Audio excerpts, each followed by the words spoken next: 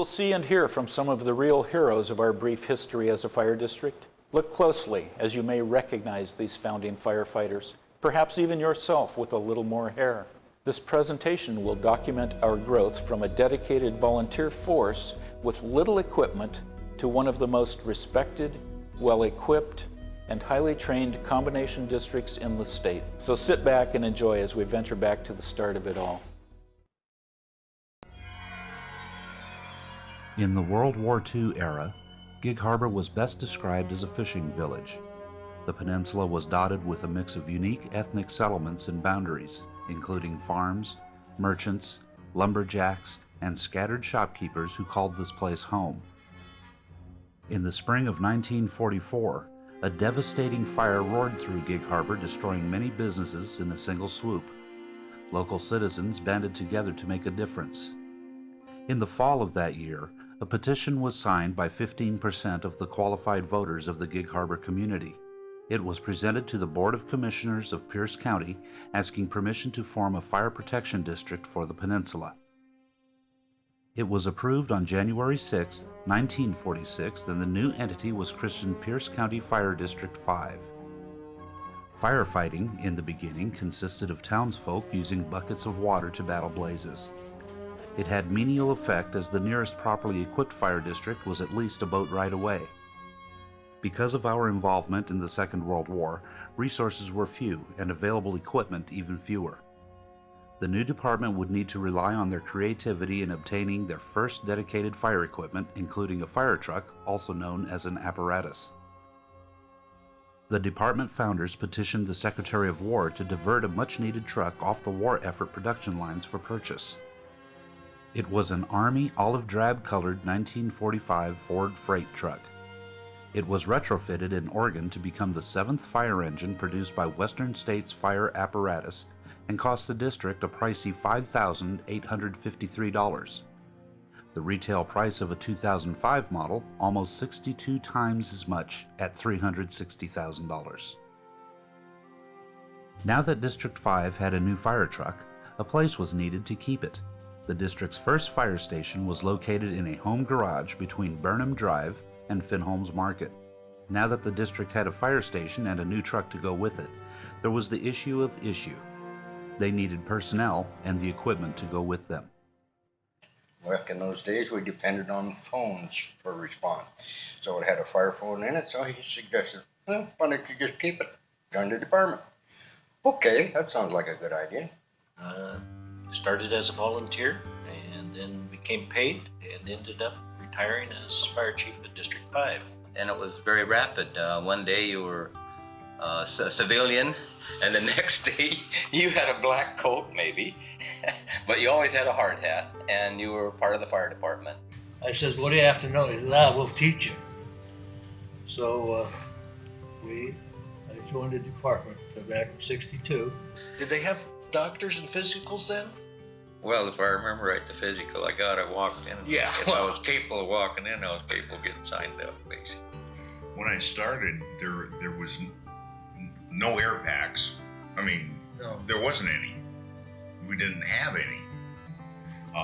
There was no radios. And everything. We had telephones. One ring would ring in everybody's house, and everybody would pick it up and listen. And then somebody said, "Oh, I know where that's at. That's that old place where the horse is at, or the old house for landmarks." That's what we went by mainly. They had, like a orchard ladder and a bucket was about what it amounted to. It was a fun time. The department was really pretty laid back. We got there if we could, and it was a slow process lots of times. Try to be in a hurry and break something, so oops. When you got off the fire phone, then everybody listened to who was reporting, and we talked it over on the phone, hung up, went to the station, and you left. And You were the first one there. yeah, You were it. yeah, you were it. The equipment we had was, I had a red hat and an old Army trench coat. That was my full bunker gear. No flashlight or nothing. And many times you went, the only lights we had was one or two lights on the rig, and we depended on the headlights at night or the spotlights to I've been in several houses where I couldn't see anything except for the flames, the light from the fire that was burning. Because Jim and I both started at the Purdy station, and there wasn't any station there, but I mean, it was kind of a station.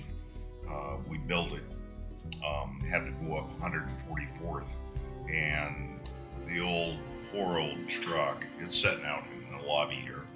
Yeah, it was pretty basic outfit. I mean, old engines that you had to grind your way up the hill and shifting gears and hopefully hit the right gear.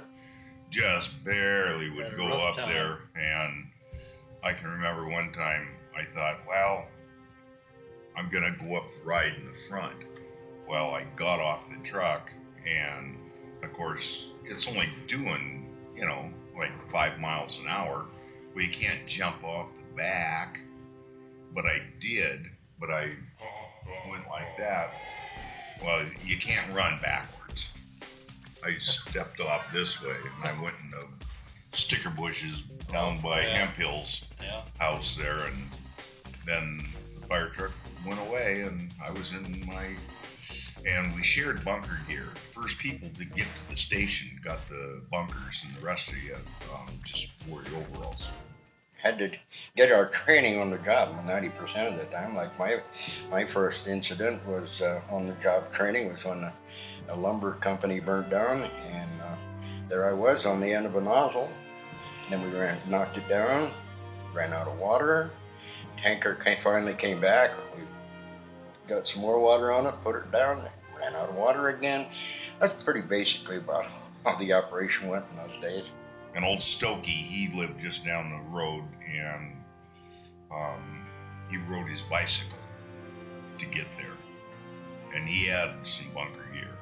And he looked like the Wicked Witch of the West, pumping that bicycle and shooting across out of the power line road to get to the station, because the first guy there got to drive. We started training over at the Arletta station. We got the truck put out on the island in the shed up behind the store where the ferry landing is. And then we worked a deal where we got the community club going, and we gave dances, support, and the people, we built our own station basically. We remember when we got our first air packs, it was Army surplus packs. They'd get hot and you'd run out of air and you'd take them off. And most of the time we went without any breathing apparatus. Yeah, we went in without any breathing apparatus and went upstairs one time and stumbled over a body, and it turned out to be a deer that somebody had skinned out. Another time I stumbled over a big dog, and I thought it was a body, but it was a big dog. The incoming calls were always kind of one of the highlight, because you never knew what the dispatchers, really sort out a lot for us today. I mean, now, but we've got calls that would come in requesting time of mass or something like that. Big fire at the garbage dump. So I'm running out with the engine, going by the quote Shoreline Cafe, dropped the ladder. Patrolman, county sheriff behind me let me know about it, and didn't really need the ladder, just to put out a little bunch of garbage in the fire. But that was kind of embarrassing. And it was a tree over a telephone wire, the big thick wires. And we somehow got the top cut out of it. I don't really know why we were cutting the tree up, but we did. We had to start chainsaws, do something. And I recall cutting the top off, and then we went on the other side of the line, and of course the line is bent because of the weight of the tree. And Don made a cut down through the top side until it started to pinch, and then he come up through the bottom. And that tree was just balanced on that wire, and when it broke loose, it pitched it like a toothpick right in the woods. I never seen nothing like it. Scared the hell out of Don, scared the hell out of me, but it could have been a tragedy, if it had lit on us, but it was just the way it went. It couldn't have been put in a movie any better. I was driving, and we got it started, and I turned the lights on, but they wouldn't come on. Unbeknownst to us at the time, you only had to pull it out part way, but I was pulling it out all the way, no light. So we turned the other lights on top of the truck. We started down, and you had to double shift the thing. Oh, yeah. Well, I could never hit the gears, and I'd have to stop and start all over again. I don't think we ever did get to where we were supposed to go. Horsehead Bay, we went on a nighttime Fort Brush fire, and the only lights we had there was the spotlights and the headlights, and we got it knocked down. It was a pretty big sized fire, and the next day we went back and looked, and it was a major poison oak area that we've been working in all night without any lights or any protection. The call came in, and it was a brush fire up at the Rosedale Cemetery. So I ran next door, threw open the door, jumped in the rig, and started down the road when old Fred Smythe came in on two wheels sliding into a stop. Opened up the passenger door and said, "Do you know where you're going?" And I said, "Yeah." And he shut the door, so I assumed that he was going for the tanker. He wasn't. And he was going to go jump on the tailboard, ride the tailboard. Of course, I didn't know that. And I stepped on the gas, and away I go, and here's Fred at 300 and some Oh, yeah, pounds, he was a big man. hoofing down the road behind me. And he is not real happy, to say the least. We hit the kitchen area and there was 5 gallons of lard. And when the stream hit the lard, it just, the whole kitchen just went into a ball of fire, a ball of flame. But anyhow, we finally got the fire knocked down. And then I realized that when you're in a smoky environment, we had crawled over, I actually crawled over the family dog and didn't know it. First thing Fred does is grab the hose and takes off a run and says, "You know how to run the pump?" I said, "No." I said, the truck hadn't been there a week, and nobody had had training on it. And he said, "Well, I don't know either. Get me some water." So I'm opening up this, and I'm reading all the instructions, and I cannot get water no matter what I do. And there was fire coming out all the windows, and propane tanks were right in front of two of them. So I told the guys, I said, "Knock that fire out of the window and then spray me down and keep the hose on me." I said, "I'll go get a wrench and take those tanks off." Well, I took the tanks off. Just as I turned, the trailer exploded, and the guy had a reloading place in the back bedroom, and it looked like the 4th of July for fireworks going off. So we all got behind the apple trees and started hosing it down from behind the trees because there's shells flying everywhere. The barn got on fire. It was wet hay, and of course it went off. And Charlie had his little old, I think it was a 1942 Dodge van or something. He worked down at Ben Homes. He come up there, and they only had one fire truck. Well, I had two, one at Willachet and one in Gig Harbor.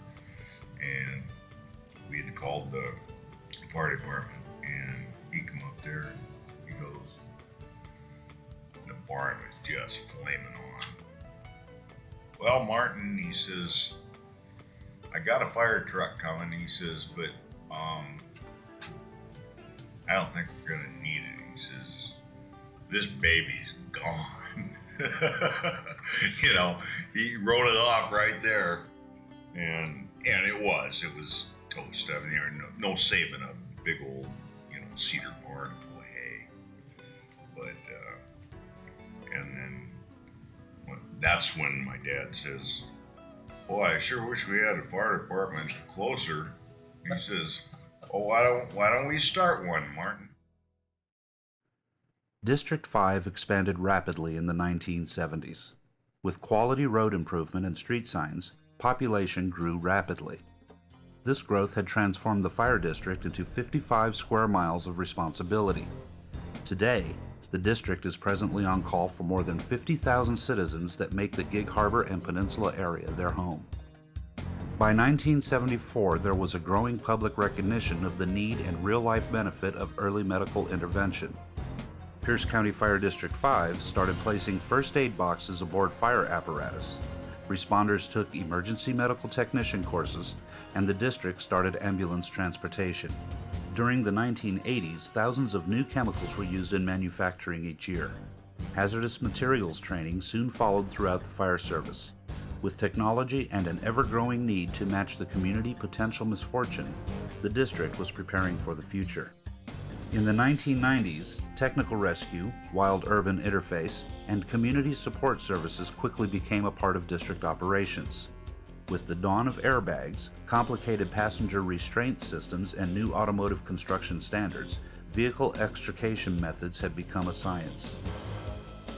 With a blend of quality in-house instructors and new tools, the district's personnel are highly trained to cope with the new challenges and potential safety complications. In 1995, the district broke ground on a new $1.7 million headquarters building and moved in personnel the following year. Today, District 5 alarms have grown from about 300 mostly fire-related calls in the 70s to some 3,800 total alarms in 2001. In 2004, calls have reached a staggering 4,500 medical aid requests, 178 fire requests, and 452 other related calls for service. Well, that was cool. I certainly hope that you have learned from and enjoyed the presentation as much as I did. It is important for an organization like this to stay in touch with the past and to continue to recognize our founders. They have, of course, made us what we are today. Their strong commitment to community service still runs deep within this organization. So to all of our past members, I say thank you on behalf of our community and an appreciative fire district. As we begin our 60th year, to all of our current dedicated members, I say thank you for keeping District 5 a top-notch organization, one that our citizens can depend upon and be proud of. And finally, a special thank you to the families and friends of our members for keeping us all well-grounded and focused on our duties. Thank you, enjoy the evening, and be safe.